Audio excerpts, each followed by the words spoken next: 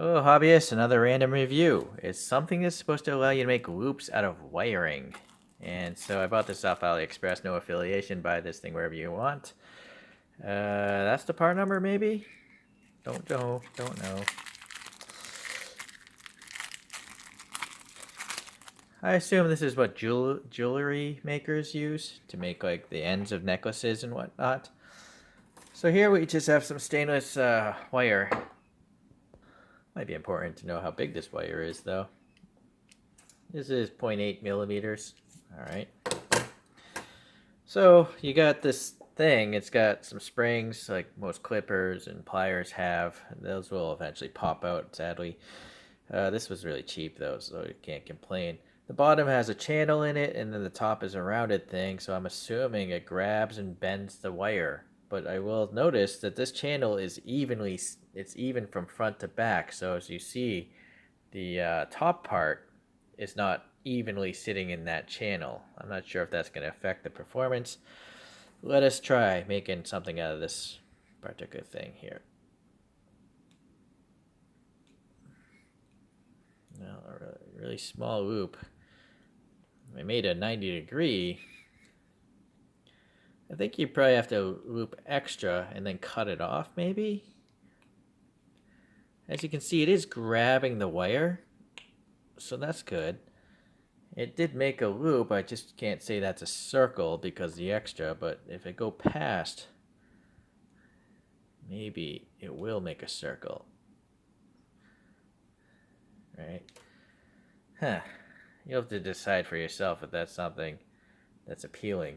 Granted, this is the very first time I've ever used it, so let's try another loop that's more down here. So now I think with the leverage, I can just squeeze it into this channel. Well, it didn't bend it much. No, it's too much of a gap, but let's see. So if I just bend the wire around that thing, maybe that's what you're supposed to do.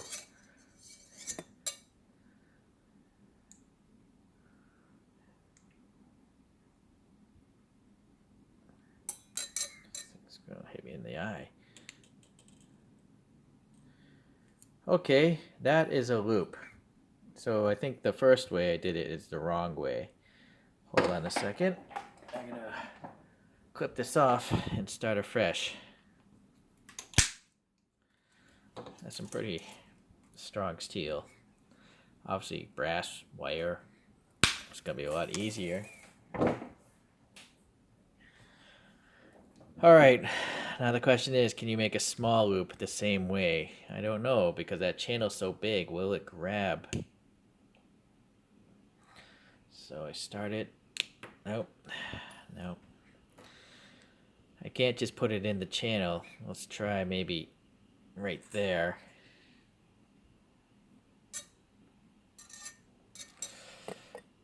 It doesn't have enough grabbing ability, sadly, to make a super small loop, it seems. Let's try it a little further down. Okay, that's working. Let me release and continue looping. Okay.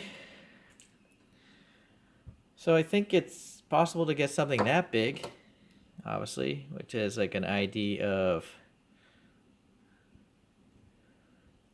around 2. So you might be able to get a 2 millimeter inner diameter loop out of this thing.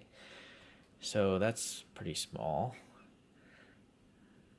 Okay, well, that's that particular thing. This is like a steering control rod for like RC airplanes, and this steel again, but this time this steel is 1.1.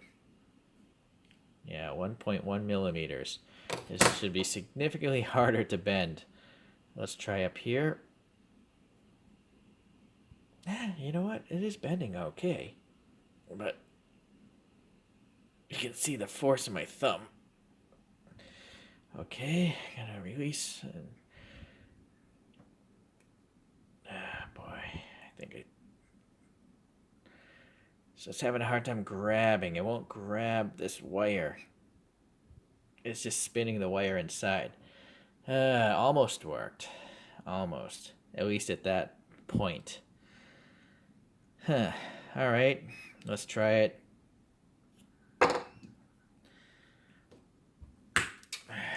Wear safety glasses or close your eyes at least. Let's try it down near the bottom. Now it's just sitting in the channel.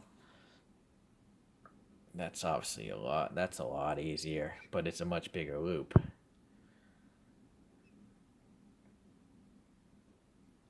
Yeah, towards the bottom it's easy because you have the leverage.